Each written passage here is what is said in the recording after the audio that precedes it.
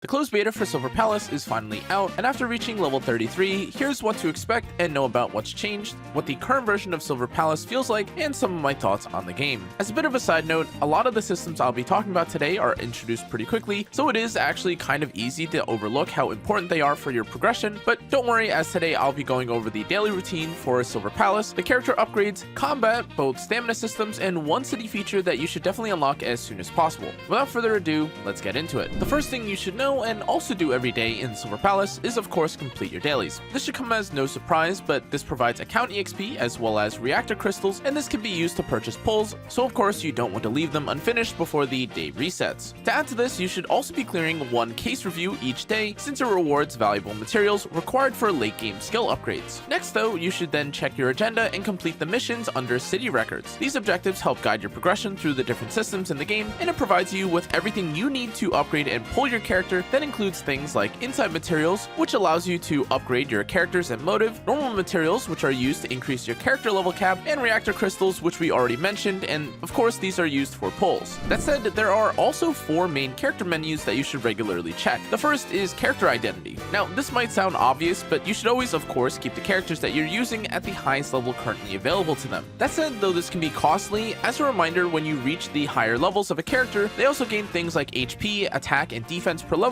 and of course this is very valuable. Next we have character motives though, and you might not be familiar necessarily with what the system is. To be clear, motives are special cards that provide additional stats and unique effects to your characters, so make sure that the characters that you're using actually have one equipped and upgraded. On that note, the difference between having or not having motives is also very noticeable, as some for instance will provide something like 12% crit rate or even 24% attack, which again is very important. Next we have character simulation, and this is the game's equipment system. Now admittedly, it is also easy to continue playing without paying much attention to gear in general at the beginning, but make no mistake, even having a basic set of equipment can actually add a pretty significant amount of stats, as something as simple as even having a set for instance can increase your attack by 24%. Now of course though, this is a beta, and farming for sets in this limited environment and time frame isn't necessarily indicative of how relevant, grindy, or strong sets will be come release, but at least from my initial testing, this feels very relevant, especially if you're looking to avoid struggling when going through the story, fighting bosses, or even farming in general. With this, I'd make sure that every character on your main team at least has simulation equipment equipped instead of having these slots empty. Now as for character methods, these are your character's skill upgrades. The early nodes of these are relatively cheap, so they are definitely worth unlocking as soon as possible for the characters that you regularly use. And as you'd expect, of course, the added DPS here is pretty relevant for your character's overall damage, but in general, there's no reason not to upgrade these. As for stamina, Silver Palace has 2 separate systems with Vitality and City Affairs Stamina. Both of these, of course, are very important for account progression, so try to avoid letting either of them reach max. Now, Vitality specifically, though, can be spent through Method Mastery. During the early game, you'll spend it on materials used to upgrade your character's skills, and this is one of the safer options that you can invest in, as again, these upgrades will always be useful throughout your progression.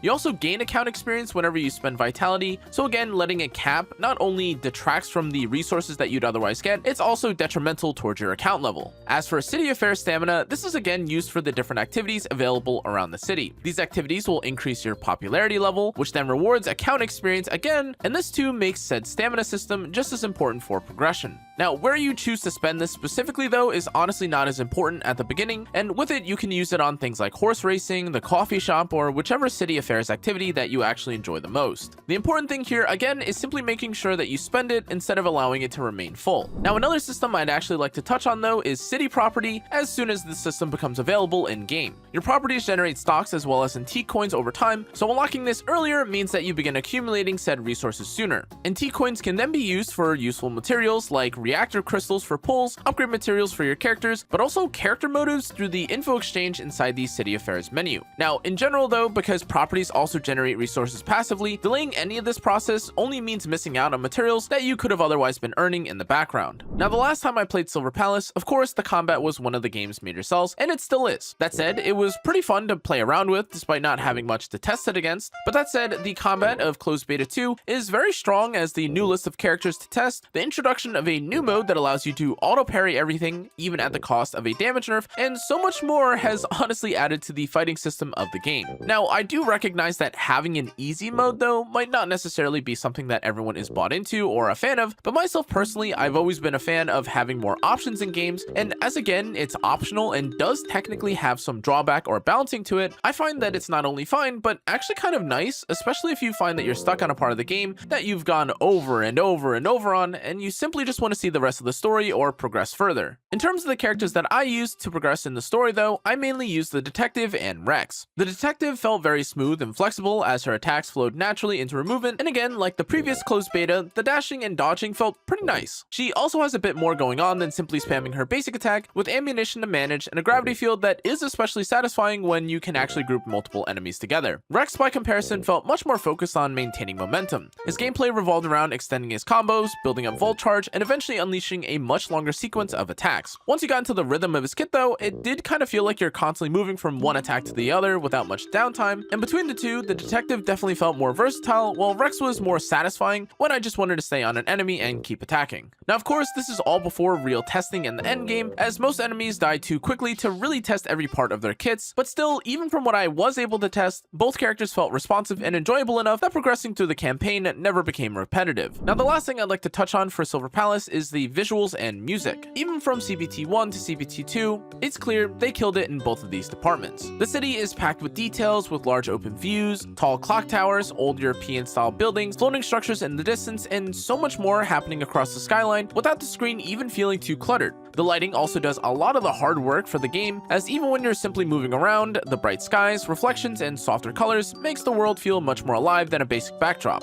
The soundtrack also matches this atmosphere very well too. A lot of the music that I've heard so far again feels very built around the piano and is very elegant, and this again gives the quieter parts of the game a very elegant and slightly more mysterious feeling. It never feels like the music is fighting for your attention, and instead it adds a lot while exploring the city or moving through the story. Now, even before judging the endgame or the long-term content that you'd expect maybe in the full game, the presentation of Silver Palace is definitely one of the strongest parts of the beta. The combination of the city, the atmosphere, the lighting, and the piano-heavy soundtrack does actually give Silver Palace a very distinct feel. And with this, overall, I've been having a blast with Silver Palace. I've basically given up all sense of time and reality as I've been trying to pull for Ashley on my account, but it's true, the improvements to Silver Palace from the previous betas to now are pretty noticeable and they add a lot to the game. That said, there is one last thing I'd like to point out, which is the fact that movement does still feel a bit clunky as you aren't able to climb, and to be honest, this is also something that I noted and also felt was true of the previous beta, so here's to hoping that in the future this will be something that'll be addressed. Like, comment, and subscribe if you enjoyed or learned something from today's video, and as always, I'll see you guys all next time. Stay safe, stay healthy, good night.